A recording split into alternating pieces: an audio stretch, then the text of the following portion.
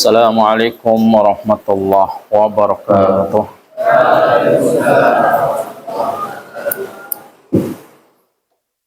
Innal hamdalillah nahmaduhu wa nasta'inuhu wa nastaghfiruh wa na'udzu billahi min shururi anfusina wa min sayyiati a'malina.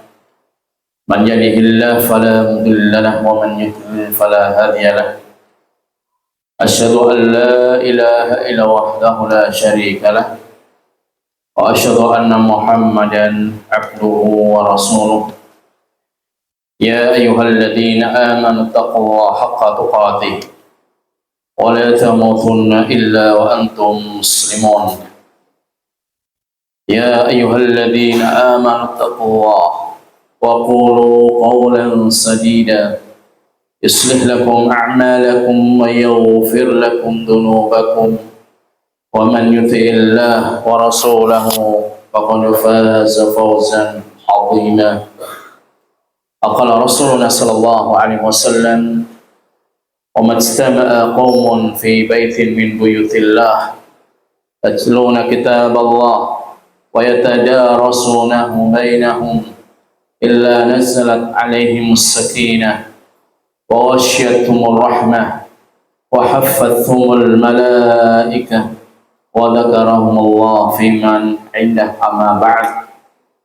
Ayyuhal fullab al-ahibba, alhamdulillah, segala nikmat yang Allah Subhanahu wa taala berikan kepada kita semua menunjukkan betapa besarnya rahmat Allah Subhanahu wa taala yang Allah berikan kepada hamba-hambanya, sehingga saking banyaknya nikmat yang Allah turunkan kepada hambanya, maka manusia pun kebanyakan di antara mereka pun kufur dengan nikmat yang Allah Subhanahu wa taala berikan kepada mereka.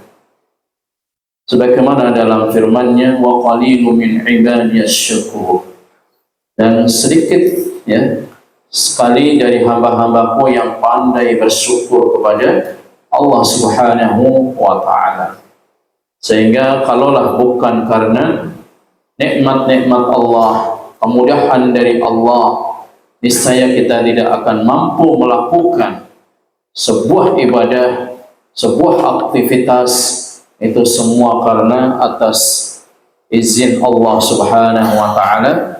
La haula wala quwata illa billah. Tiada daya dan kekuatan kecuali dari Allah Subhanahu wa taala.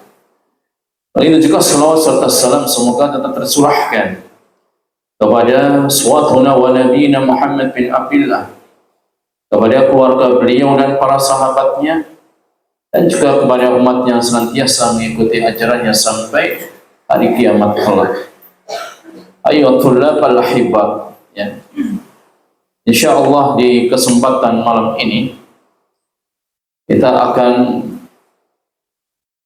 mengulas kisah dari para salaf, salafun salih. Bagaimana mereka ini memiliki hamasah, semangat yang sangat tinggi dalam thalabul ilmi, dalam menuntut ilmu agama. Jadi kalian tulis judul kisah salafus salih dalam menuntut ilmu. Kisah salafus salih dalam menuntut ilmu. Tentunya dalam belajar ilmu agama itu pasti ada yang namanya masyaqqah. Apa masyaqqah? Dalam belajar ilmu agama itu pasti akan dijumpai dengan adanya masyaqqah. Apa makna masyaqqah? Ujian dan cobaan pasti, karena kalau semua orang dalam thalabul ilmi gak ada masyaqqah, ujian dan cobaan, tentunya semua orang akan mudah mendapatkan ilmu, dan setiap orang itu pasti akan menjadi orang yang alim, orang yang berilmu. Ya. Sebagaimana kalau kita perhatikan di dalam kitab Siyar A'lamun Nubala dijelaskan, ya, qala Abu Mas'ud Abdurrahim Al-Haji sami'tu Ibn Tahir yaqul, ya. Jadi kata Abu Mas'ud Abdurrahim Al-Haji, aku pernah mendengar Ibn Tahir mengatakan, bal tuddam fit talabil hadis marratain. Aku pernah kencing darah, ya, untuk mencari hadis, ya, itu sebanyak 2 kali. Bayangkan, kenapa bisa kencing darah? Ada yang bisa menjelaskan kenapa? Ya, beliau ini, ya, Ibnu Thahir, ya, mengatakan, ya, bahwasannya, ya, ini dari Abu Mas'ud, ya, Abdurrahim Al-Haji pernah mendengarnya. Ibnu Thahir itu mengatakan, aku pernah, ya, kencing darah dalam thalabul hadis, mencari hadis atau mempelajari hadis sebanyak 2 kali. Marrah fi Baghdad, sekali ketika beliau ini di Baghdad, wa ukhra bi Makkah. Kemudian yang kedua kali beliau ini kencing darah di Mekah. Kenapa demikian? Karena kencing darah itu bisa jadi disebabkan perjalanan jauh, gak bawa bekal, gak ada minuman.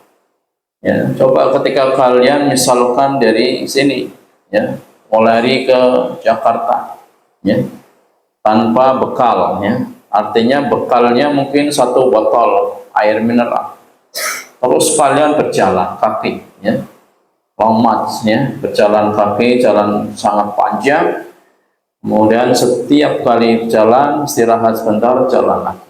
Nah, itu ketika tubuh kalian terus digunakan untuk berjalan, beraktivitas, sementara tidak ada asupan, ya, makanan, minuman untuk mengganti daripada energi yang, ya, sudah dikeluarkan, maka nggak akan ada yang keluar, ya, kecuali darah, ya. Itulah bagaimana perjuangan para salaf, ya. Jadi alhamdulillah kalau di tempat kita, ya, kalian kehausan tinggal pencet itu keran, bukan keran yang buat ini, ya, mandi, tapi kan di situ ada, ya, air yang sudah difilter kemudian sudah bisa diminum, ya, dimasukkan ke dalam galon, ya. Ini alhamdulillah, ya, wabiha wa ni'mah, itu ada suatu kenikmatan. Bahwasanya setiap para salaf dahulu, mereka itu dalam belajar mencari satu hadis itu, ya, terus perjalanan jauh, ya, ke Baghdad, kemudian kembali lagi ke Makkah. Kemudian kata beliau, kuntu amsi hafiyan fil har, ya. Jadi beliau ini apa? Berjalan kaki, ya, dalam kondisi langsung tanpa alas kaki ketika diterik panas, ya, matahari. Falahikani dzalik wa ma raqibtu dabah qad fi talabil hadis. Beliau ini lakukan terus jalan kaki tanpa mengendarai kendaraan. Meskipun kendaraan di masa silam itu kendaraan pakai apa? Onta, belum ada, ya, bentor belum ada odong-odongnya, belum ada sepeda motor, ya, sepeda belumnya. Jadi paling banter itu kendaraan onta, ya. Sementara mau beli onta ini mahal, ya. Sehingga para ulama mengatakan man talabal hadis aflas. Barang siapa yang ingin mencari satu hadis pasti dia itu rugi. Kenapa rugi? Karena harus beli onta untuk sebagai kendaraan, dan onta ini juga butuh bekal. Dia juga butuh bekal, ya. Bayangkan, ya, perjalanan selama 1 bulan, ya, dari Mekah ke Syam atau ke Baghdad, kemudian nanti setelah dapat satu hadis kembali lagi ke Mekah lagi. 1 bulan berarti 2 bulan untuk mencari satu hadis, ya. Ini tapi dengan perjuangan semangat yang tinggi, namun kita bisa memperhatikan bagaimana karya mereka ini berkah. Kenapa bisa berkah? Karena sesuai dengan juhud yang mereka keluarkan, sesuai dengan apa? Pengorbanan yang mereka keluarkan. Jadi ilmu itu akan menjadi berkah ketika niatnya sudah benar dan pengorbanan yang ia keluarkan itu juga besar juga. Nah, coba ketika kalian belajar, ya, belajar di pesantren tanpa ada sesuatu yang menjadikan kalian itu lelah, letih, ya, hanya waktu belajar, ya, sekolah, ngantuk, ya, kelas, ya, istirahat, masuk kamar, tidur. Waktunya istirahat, nanti mau masuk ke kantin, ya, namanya maksop, ya. Kemudian nanti belum selesai pun udah pergi lagi tidur. Nah, ini nggak akan dapat ilmu orang yang seperti ini, ya. Jadi kata para ulama, la yustata'ul 'ilm bi rahatil jism, ya. Jadi orang itu tidak akan mendapatkan ilmu dengan ia lakukan bermalas-malasan, ya. Jadi sekali lagi, separah-parahnya kita, sesusah-susahnya kita di pesantren, itu belum seberapa dibandingkan pengorbanan para ulama salaf dalam mencari satu hadis, ya. Satu hadis, kalian sekarang bisa menghafal 10 hadis tanpa harus ke Baghdad, tanpa harus ke Syam, ya, yang butuhkan waktu 1 bulan perjalanan, ya. Apalagi kalau diterik panas matahari di tengah gurun Sahara, itu benar-benar sangat panas, ya, kering, apalagi sampai 40, ya, Celsius, ini nggak bisa bayangkan. Itu di gurun pasir. Apalagi kalau malamnya semakin dingin, ya. Dinginnya nggak seperti dingin di sini. Dinginnya itu menusuk tulang, ya. Kalau kalian ingin merasakan di tengah gurun pasir, ya. Kemudian kata beliau, ya, jadi nggak pernah beliau mengendarai kendaraan, terus berjalan kaki. Wa kuntu ahmilu kutubi ala dhahri, dan aku membawa kitab-kitabku ini tidak di atas kendaraan, tapi beliau pikul, ya, beliau, ya, letakkan di atas punggung beliau, ya. Wa ma sa'altu fi hali talabi ahadan, dan aku tidak pernah meminta-minta bantuan, ya, kepada seorang pun. Kuntu a'isu ala ma ya'ti, aku pun hidup sesuai dengan apa yang aku alami, ya. Inilah para salaf dahulu, ya. Jadi mereka ini dalam belajar ilmu agama tidak mau minta-minta, ya, tidak mau menjadi manusia silver. Tahu manusia silver, ya, ya, manusia silver yang kemana-mana, ya, dia di apa, diolesin sendiri, tapi di situ ada kotak, ya, ada kardus, ya. Jadi para ulama itu nggak ada seperti itu. Atau ketika mereka ingin, ya, touring, ya, jadi nggak ada uang, taruh di situ kardusnya buat beli bensin, ya. Nah, itu nggak ada seperti itu, ya. Jadi para ulama salaf itu ketika mereka melakukan perjalanan, ya, nggak ada onta, nggak ada kendaraan, jalan kaki di tengah ataupun di bawah, ya, tarik panas matahari, malamnya juga dingin, sampai kencing darah 2 kali, dan sampai apa, memikul, ya, kitabnya di atas punggungnya. Itu dalam kitab Siyar A'lamun Nubala. Sehingga dengan kita melihat, ya, kisah-kisah para salaf ini, supaya kita ini bersyukur. Di sini kita bisa, ya, belajar nyaman. Kita juga bisa mendapatkan ilmu, bisa menghafal Quran, bisa menghafal hadis. Meskipun, ya, kita bisa makan, ya, makannya juga mungkin, ya, nggak sama dengan apa yang di rumah, tapi kita nikmati. Itulah proses, ya, yang namanya belajar itu memang butuh pengorbanan. Kemudian kata Abdurrahman, ya, tulis, ya, berkata Abdurrahman bin Hatim rahimahullah, ya, Abdurrahman bin Hatim rahimahullah, beliau mengatakan, kunna bi Misra, ya, sab'atu asyhurin lam na'kul fiha mirqat.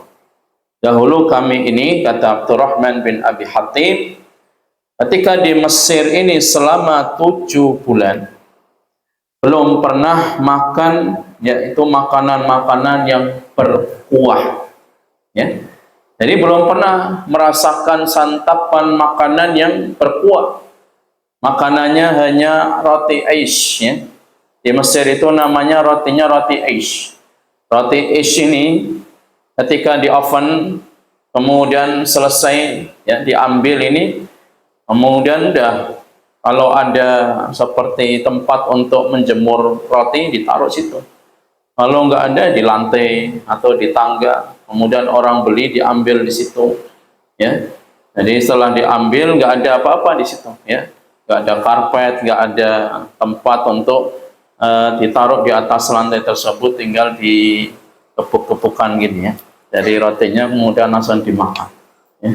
Ada untuk melempar kalian itu ya lumayan bisa beli yang saking tebalnya. Itu namanya roti ish yang ada di Mesir. Bukan roti yang lembut yang kalian beli di toko, di warung, nggak seperti itu. Rotinya tebal, ya, artinya keras, dan itu pun lauknya hanya mentega, jubnah, ya. Jadi lauknya bukan lauk yang seperti yang kita rasakan, ya.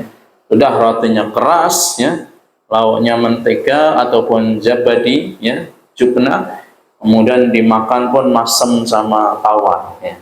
Bayangkan selama 7 bulan nggak pernah makan yang dengan makanan-makanan yang berkuah, kata Abdurrahman bin Abi Hatim ketika beliau selama di Mesir, ya, selama 7 bulan.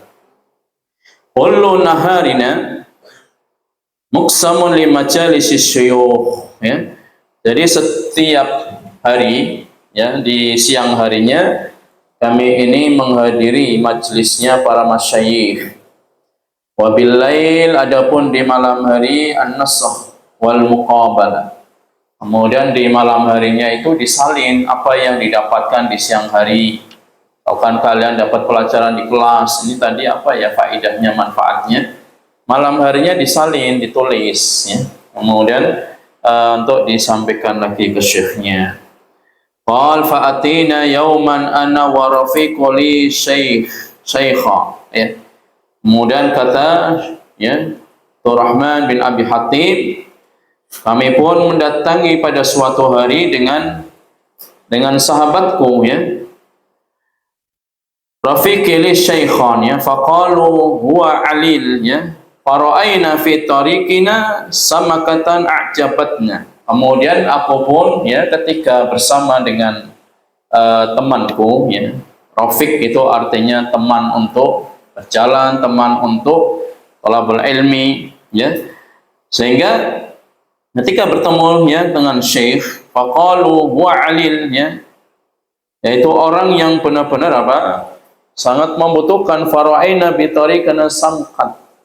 Kemudian kami pun menjumpai di tengah perjalanan itu ada ikan, ya, yang mungkin ikan itu seperti masakan makanan yang sangat lezat karena setiap hari harus makan roti dan kering terus, nggak pernah ada kuah, nggak ada pernah daging, ya. Dan ikan ini sangat menakjubkan, ya. Artinya kita ingin merasakan seperti apa sih rasanya ikan. Fashtarainaha, kemudian kami pun membelinya ikan tersebut. Falamma sirna ilal bait, kemudian ketika kita beli ikan, ya, kemudian kita bawa ke rumah, hadara waktu majlis. Jadi sudah mau dimasak, sudah mau dimakan, ternyata sudah masuk waktu untuk belajar. Kalau zaman dulu belum ada bel, ya. Jadi nggak tahu pakai jam atau apa, jadi sudah waktunya masuk ke majelis. Ya, kemudian kata beliau, falam yumkinuna islahaha, dan kita pun tidak ada waktu untuk memanfaatkan daripada ikan tersebut.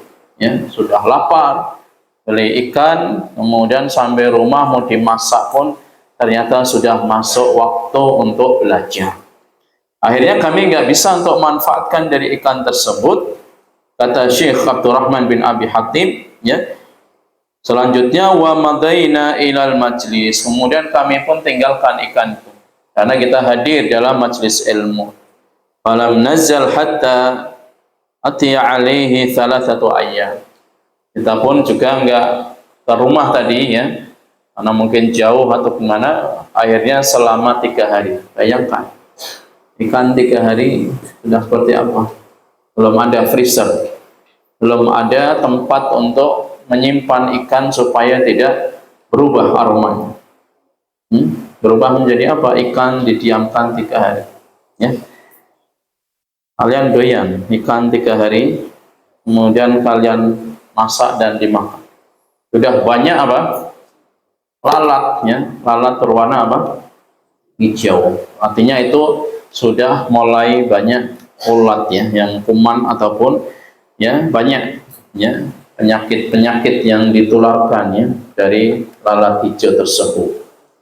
Kemudian kata beliau ya, jadi selama 3 hari tadi ikannya nggak diapa-apain. Wa kada an yataghayyar. Hampir saja ikan itu selama 3 hari itu sudah berubah aromanya, berubah rasanya, berubah bentuknya. Fa'akalnahu nayya. Tapi bagaimana lagi, nggak ada makanan, kami makan itu ikan yang sudah 3 hari tadi, yang mungkin sudah berubah semuanya, tapi karena perut kosong, mau nggak mau harus makan ikan yang sudah 3 hari. Kemudian kata Syekh Rahman bin Abi Hatim, lam yakun lana firaq an nu'tiyahu man yusawwim, ya, karena tidak ada waktu kita untuk mengolah, tidak ada waktu kita untuk memanfaatkan ikan karena sibuknya dengan belajar, menghadiri majelis ilmu. Ini bayangkan ya, para ulama kita dahulu ya, mereka ini nggak ada istilahnya wah ini sudah dapat ikan tak izin aja dulu ya, yang penting bisa masak ikan, bisa makan kenyang baru nanti menghadiri majelis ilmu, nggak seperti itu. Tapi ketika mereka ini sudah punya hasrat untuk memanfaatkan ikan yang sudah dibeli, ternyata sudah masuk waktu untuk belajar bersama syekh, akhirnya ikannya didiamkan, ditinggal selama 3 hari, sudah mau berubah semua, kemudian kami pun makan apa adanya. Ini perjuangan dalam thalabul ilmi ya. Kemudian beliau menukil daripada Yahya bin Abi Katsir, "Tsumma qala la yastata'ul ilm bi rahatil jasad." Jadi ilmu itu tidak bisa didapatkan dengan malas-malasan. Ilmu itu tidak bisa didapatkan dengan layah-layah. Ilmu tidak bisa didapatkan dengan mager. Mager. Ya. Jadi nggak bisa ilmu itu didapatkan dengan mager, rebahan, kaum rebahan, nggak bisa. Ilmu itu harus ada harakah, pergerakan. Ya. Jadi kita harus bergerak. Ya. Kita harus ikhtiar, berusaha. Meskipun kadang ngantuk, kadang lapar, haus, uang sakunya habis. Ya. Itu sudah biasa dari dahulu. Ya. Kalau sekarang ini kita bisa mungkin pinjam teman, ataupun misalkan nggak ada uang, sudah ada makanan, tinggal nyata. Makanan kan nggak sampai 3 hari kan, nggak ada kan makanan di sini 3 hari. Ya. Jadi paling kalau masak pagi, ya, kalau memang masih bagus bisa dimakan siang. Ya, tapi nggak sampai pagi sampai sore apa malam. Ya. Jadi itulah yang harus kita syukuri. Bagaimana ya? Para ulama salaf itu benar-benar mereka ini punya juhud, punya semangat tinggi untuk mendapatkan ilmu agama meskipun mereka ini apa? Dalam kondisi kekurangan ya, dalam pengorbanan yang mereka curahkan. Kemudian juga dikisahkan ya oleh Al-Alamah An-Nahwi Muhammad bin Ahmad Abu Al-Khayyat Al-Baghdadi ya. Jadi dikisahkan seorang ulama nahwu ya, namanya Muhammad bin Ahmad ya, Abu Bakar Al-Khayyat Al-Baghdadi. Al-Khayyat ini berarti profesinya apa? Khaitun. Ma makna khait? Kha ya ta. Apa? Menjahit ya. Kalau khayyat berarti menunjukkan profesi, menunjukkan mihnah, artinya pekerjaan, berarti tukang jahit. Jadi ulama itu ada yang tukang jahit, ada yang tukang jual air ya, ada yang tukang bikin sabun, ya, ada yang tukang jual minyak, macam-macam. Jadi nggak ada terus istilahnya ulama ini, ya, orang belajar ilmu agama ini menjadi pengusaha kaya raya, nggak semua. Mereka ini ya dengan seperti itu. Bahkan Nabi Shallallahu Alaihi Wasallam, ya, para sahabat itu banyak yang mereka ini nggak punya rumah, alias tunawisma, yang mereka ini apa, tinggal di belakang Masjid Nabawi yang dikenal dengan apa, Ahlu Suffah.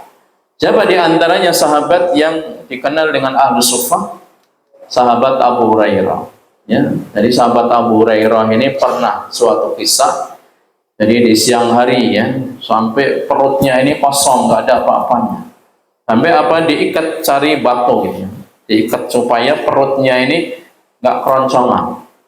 Kemudian di siang hari, ya, melihat sampai ditempelkan ke tanah, bahkan sampai guling-guling ini kayak orang ayan, kayak orang epilepsi. Tapi bukan penyakit, karena saking nggak kuatnya nahan lapar. Ya. Kemudian sahabat Abu Hurairah ini ingin bertanya gitu, ya. Artinya dia supaya ada orang itu merasa iba, merasa dia itu dimengerti kalau dia itu lapar, kelaparan. Tapi ternyata apa? Ketika sahabat Abu Hurairah ini menanyakan kepada beberapa sahabat seperti sahabat Abu Bakar, ya, lewat ini menanyakan, ya, tentang satu ayat dalam Al-Quran. Padahal tujuannya itu bukan untuk menanyakan satu ayat, tapi tujuannya disyabbi'ni, supaya aku ini bisa kenyang, supaya aku ini bisa diajak makan, ya, makan siang dulu, nanti nanyanya. Maksudnya seperti itu sahabat Abu Hurairah, tapi nggak ada yang nggak ada yang tanggap dengan kondisi sahabat Abu Hurairah, sehingga Abu Bakar pun menjelaskan dan tidak mengajak makan sahabat Abu Hurairah. Datanglah sahabat Umar pun juga sama, ya, menanyakan beberapa sahabat, ternyata nggak ada satupun yang ngajak dia makan, padahal dia menanya itu hanya modus saja, menanya satu ayat itu modus biar diajak makan gitu. Akhirnya apa? Sampai ketemulah Nabi Shallallahu Alaihi Wasallam, beliau ini jalan. Kemudian sahabat Abu Hurairah ini dengan kondisi, kalian tahu kalau orang kelaparan itu wajahnya seperti apa? Pucat, ya, pucat, kemudian, ya, mulutnya kering, ya. Jadi Nabi ini paham ini, wah, ini sahabat ini benar-benar kelaparan dia. Sehingga Abu Hurairah itu namanya siapa? Apa namanya Abu Hurairah? Abdurrahman bin Sakhr Ad-Dawsi. Ditulis nama Abu Hurairah adalah Abdurrahman bin Sakhr Ad-Dawsi. Itu nama asli sahabat Abu Hurairah. Abu Hurairah ini apa namanya? Nama apa dia Abu Hurairah? Nama kunyah atau laqab? Ya. Jadi Abu Hurairah ini kalau kemana-mana itu selalu membawa anak kucing. Anak kucing itu digendong gitu, ya, atau kadang diletakkan di lengan yang masih ada kelonggaran, dimasukkan. Jadi kemana-mana bawa kucing, makanya Nabi memanggilnya dengan Aba Hurair, ya, Hirun, ya, isim tasghir, ya, ala wazan fu'ail.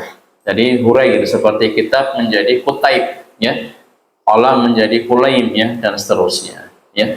Jadi sahabat Abu Hurairah itu diberikan gelar julukan oleh Nabi menjadi Abu Hir, ya. Jadi bapaknya kucing. Tapi kan orang kalau baca hadis kan yang dipanggil kan Abu Hurairah, ya, bukan Abdurrahmannya. Jadi Abdurrahmannya kadang nggak tahu gitu, ya, nama aslinya sahabat Abu Hurairah. Nah, setelah sahabat Abu Hurairah ini bertemu dengan Nabi, maka Nabi pun paham, ya, sahabat ini kayaknya kelaparan dia. Mungkin sehari, 2 hari nggak makan dia. Kalian kuat nggak? Sehari nggak makan, dari malam sampai malam lagi. Kalau puasa mungkin kuat, karena memang udah niat kan puasa.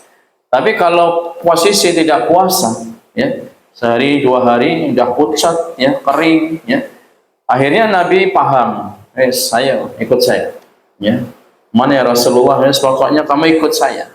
Akhirnya dibawa ke rumah Nabi. Setelah Nabi Shallallahu Alaihi Wasallam menanyakan tadi kepada keluarganya ada apa di rumahnya. Jadi Nabi pun kadang nggak setiap hari itu ada makanan di rumah beliau. Kadang 3 hari itu dapurnya Nabi itu nggak ngebul gitu ya. Jadi 3 hari pernah dapurnya Nabi nggak ngebul. Ketika di pagi hari Nabi menanyakan kepada istrinya, ya apa sarapan kita pakai ini? Nggak ada yang mau buat sarapan. Akhirnya Nabi mengatakan idan ana shaim, kalau nggak ada apa-apa ya sudah tak puasanya ya. Nah Nabi Shallallahu Alaihi Wasallam ketika beliau ini mengajak sahabat Abu Hurairah, ternyata di rumahnya itu ada secangkir itu laban, makna laban susu ya. Kemudian sahabat Abu Hurairah alhamdulillah ya rezeki ya. Kalau sekarang rezeki anak soleh, nggak ada istilah rezeki anak soleh. Ini rezekinya dia Abu Hurairah, diajak oleh Nabi Shallallahu Alaihi Wasallam ingin minum tadi, yang mungkin sudah seharian ya, sudah haus, sudah kelaparan. Tapi apa kata Nabi? Panggil orang yang tinggal di belakang Masjid Nabawi, yaitu penduduk Sufah. Wah ini sahabat Abu Hurairah, dia merasa wah ini gagal nih. Saya sudah kelaparan, kehausan. Harusnya susu ini haknya saya yang harus menikmati, tapi malah Nabi memanggil ahlu sufah. Ahli sufah itu banyak yang tinggal di belakang Masjid Nabawi, nggak punya rumah, jadi mereka tinggalnya di situ karena ingin belajar bersama Nabi SAW di Masjid Nabawi. Kemudian dipanggil lah itu, ada sekitar 50 sampai 80 orang kayak. Jadi satu cangkir susu yang harusnya sahabat Abu Hurairah itu bisa menikmati, malah Nabi disuruh manggil teman-temannya Abu Hurairah. Wah, gagal maning. Akhirnya apa? Sahabat Abu Hurairah pun juga memanggil tadi penduduk Sufah, ayo ajak saya nanti dapat berkat gitu ya. Artinya nggak ada berkat, nggak ada apa, cuma secangkir susu aja. Akhirnya Nabi Shallallahu Alaihi Wasallam setelah tadi memasukkan tadi ahlu sufah yang sangat banyak jumlahnya, puluhan tadi, disuruh minum ya, satu persatu gantian ya, satu persatu. Jadi artinya apa? Seorang muslim itu nggak ada istilahnya jijik, nggak ada. Sama seperti kalian minum ya, dari es teh dimaksud, kemudian baru satu seruputan, datang lagi temannya, ayo bagi-bagi satu seruputan, bagi lagi, ganti lagi. Jadi satu sedotan bisa 10 santri. Itu masih mending. Nah ini sahabat Abu Hurairah ini puluhan ya, sampai 80 orang gantian ya. Ini udah selesai, ganti lagi, seruputan ganti lagi. Jadi nggak ada istilahnya jijik, nggak ada istilahnya ini menular virus, nggak ada. Zaman Nabi COVID nggak ada. Akhirnya setelah semua selesai, tinggal giliranku sama giliranmu kata Nabi ya, yang belum minum. Akhirnya setelah itu ya, Nabi Shallallahu Alaihi Wasallam minum dan sahabat Abu Hurairah pun minum, semuanya bisa kenyang. Bayangkan satu cangkir susu untuk sekitar 80 orang. Ini ada 80 ada atau gini ya. Dari 80 dibagi ini ya, ini nggak cukup ya, tapi Nabi Shallallahu Alaihi Wasallam cukup ya, itulah berkah ya. Jadi keberkahan Nabi Shallallahu Alaihi Wasallam memanggil ahlu sufah ini sehingga mereka ini bisa minum dan itu kenyang, sampai Nabi itu istilahnya apa, yang minum itu belega ya, tahu belega, sampai bersendawa, kenyang. Bayangkan itu satu susu. Makanya kalau kalian makan itu harus berbagi dengan teman ya. Ada minuman satu es teh ya, ada bagi, ada berapa itu, ayo satu asrama ada 30, ayo minum semua, nanti insya Allah cukup ini satu kantong es teh ya. Yang perempuan ya, yang talibat ya pun juga sama ya. Jadi insya Allah itu akan ada keberkahan. Makanya satu nampan diisi 5-6 santri itu cukup ya, cukup karena di situ ada keberkahan ya. Itulah bagaimana sahabat Abu Hurairah itu terus mempelajari ilmu hadis sampai kelaparan, ya, diikat perutnya dengan batu, bahkan perutnya pernah ditempelkan di tanah karena saking laparnya. Itu tentang bagaimana kisah sahabat Abu Hurairah. Bahkan beliau sampai menghafal ribuan hadis, kan? Dan dengan adanya perjuangan beliau dalam mengambil hadis Nabi ini, banyak orang yang membaca hadis dari sahabat Abu Hurairah radhiyallahu an. Semoga Allah meridhai. Jadi pahala yang kita bacakan hadis dari sahabat Abu Hurairah itu terus mengalir kepada sahabat Abu Hurairah. Orang mendoakan kepada beliau. Bahkan ya, sahabat Abu Hurairah ini adalah sahabat yang diantara yang paling banyak meriwayatkan hadis Nabi, sehingga kita bisa mengenal hadis Nabi melalui perantara dari sahabat Abu Hurairah radhiyallahu anhu. Ya. Itulah bagaimana para ulama itu semangatnya, perjuangannya dalam talabul ilmi. Begitu juga yang disampaikan oleh Imam Ibnul Qayyim, ya, rahimahullah. Guru beliau itu namanya Sami'tu Syekhana Abul Abbas. Jadi kami pernah mendengar guru kami Abul Abbas. Abul Abbas itu nama dari Syekhul Islam Ibnu Taimiyah rahimahullah. Yaqul wa qad 'urida lahu ba'dul alam. Ya, beliau ini pernah merasakan salah satu penyakit dalam tubuhnya. Faqala lahu tabib. Kemudian tabibnya, kalau sekarang ini ya dokternya. Jadi tabibnya ini mengatakan adarru ma'alaikal kalam bil ilmi wal fikri fihi wa tawajjuh wa dzikr, ya. Jadi yang bisa membahayakan atau ya sesuatu yang bisa membahayakan bagimu yaitu karena al-kalam, terus untuk menyampaikan, belajar ilmu, kemudian berfikir, kemudian terus berzikir. Faqala alastum taz'umun.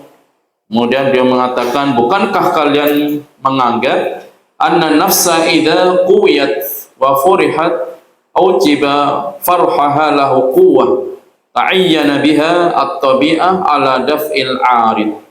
Bukankah ketika seseorang atau jiwa ini kuat, kemudian bisa bahagia, bisa senang, dan itu yang akan menghasilkan sebuah kekuatan. Jadi kalau hati kita senang, insya Allah tubuh kita ini akan kuat. Tapi kalau hati kita sedih, bawaannya kita ini merenung, bawaannya itu gelisah, ya, galau, sehingga mau ngapain itu malas, ya. Kemudian kata beliau, fa innahu 'aduha fa idza qawiyat alaihi qahrata. Jadi ketika hati kalian ini kuat, maka fisik kalian pun juga akan kuat. Faqala tabib bala. Kemudian tabibnya itu merespon benar apa yang disampaikan, ya. Faqala idza istaghaltu nafsi bitawjih wa dzikri wal kalami fil ilmi wa dhafartu bima yashkulu 'alaiha min. Jadi kata Syekhul Islam Taimiyah, kalau aku ini sibuk belajar, kemudian menulis, kemudian dia menyampaikan ilmu, maka beliau ini akan mendapatkan, ya, perkara-perkara yang sangat bermanfaat bagi beliau. Meskipun di situ ada beberapa masalah dalam kesehatan fisik beliau, tapi ketika hati ini senang, bahagia, maka itu yang akan bisa menghilangkan beberapa penyakit-penyakit yang ada. Jadi intinya hati. Kalau hati kalian senang dalam talabul ilmi, maka kalian punya sakit apa ini terkadang nggak terasa sakit itu. Bahkan gatal-gatal, kudis, kurap, karena seminggu nggak mandi, ya, atau bajunya direndam aja, nggak dicuci. Itu kan penyakit, ya, penyakit yang bikin kalian sendiri.